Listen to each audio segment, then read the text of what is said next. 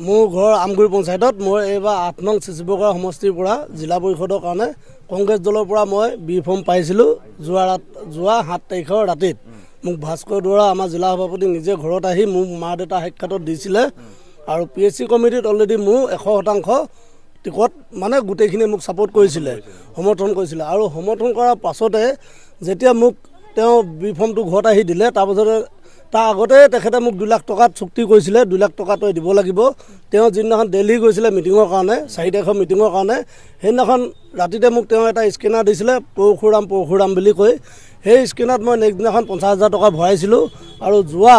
6 তাৰিখৰ দিনাখন যিখন স্বাগত হোটেলত আমাৰ কাৰ্যকৰী বৈঠক আছিলে সেইদিনাখন মই 1.5 লাখ টকা তেওঁ কেছ দিছোঁ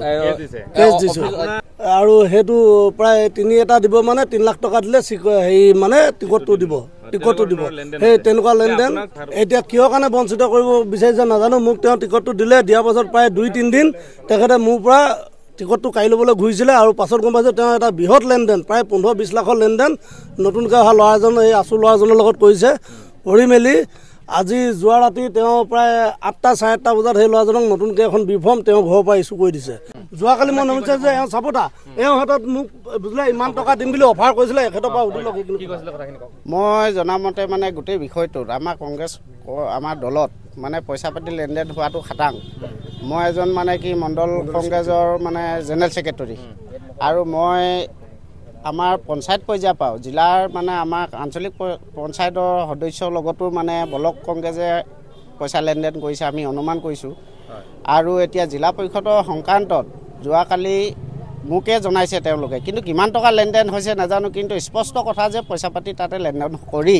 কাৰণ এজনক টিকেট দিয়াৰ পিছত হঠাৎ আকৌ আন এজনক দিয়াটো তাত কি বুজায় তাৰমানে তাতে পইচা পাতি লেনদেন আছে এই কথাটো মোকো অৱগত কৰিছে মই জানো কিন্তু কিমান টকা কি কথা নহয় সেইটো বহা কথাটো কৈছে তেওঁলোকে মিলাবলৈ কৈছে দলৰ স্বাৰ্থতে কৈছিলে বা খৰচা পাতি দি দিম বুলি কৈছিলে কিন্তু তেওঁলোকে মানে সেই কথাটো মোক জনাইছিলে কিন্তু এইটো কাৰণে আমি এটা কথাই বিচাৰোঁ আমি আগতে কৈছোঁ আজি যিজন মানে ছাত্ৰ নেতা তেওঁ আহিছে তেওঁক এটা কথা দিয়া হৈছে নিশ্চয় দলৰ মানুহে দিছে সেইজনক আমি নদুখোঁ কিন্তু আমি দলৰ আমাৰ যিসকল বিষয়ববীয়া আছে APCC সভাপতিকে ধৰি আপোনাৰ ভাস্কৰ দুৱাৰ আৰু ব্লক পৰ্যায়ৰ যিবিলাক আমাৰ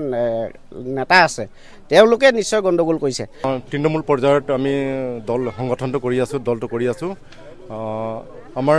বহুত মানে এতিয়া কোনোফালে মানে চিন্তা বহুত পাৰ পোৱা নাই মানে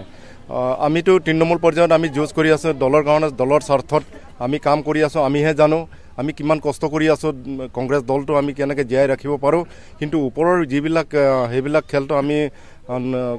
বহুত শুনি পিনি খুব মৰ্মাহত হৈছোঁ আৰু দুখ পাইছোঁ গতিকে সেইখিনি হ'ব নালাগে আমাৰ টিকেটে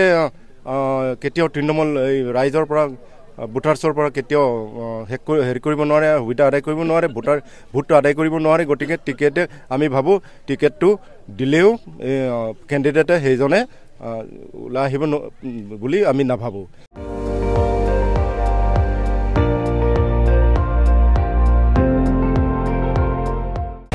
আপুনি চাই আছে ND24